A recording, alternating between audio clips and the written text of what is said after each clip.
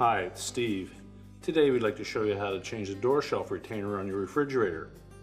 This particular retainer fits on the freezer door, and it's a pretty easy job to change it. Let me show you how we do it. Now, to do this repair, we'll start by opening the freezer door.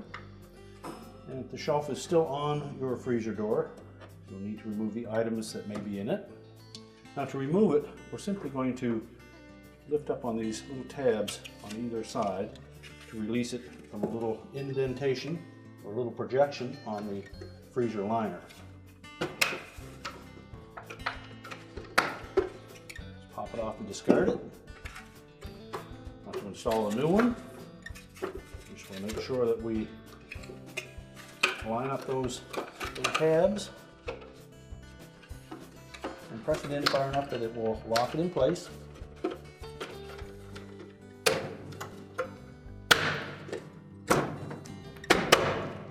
Give it a little bump, make sure they're locked on, and make sure that we don't put too many items in that compartment, and that will prolong the life of it.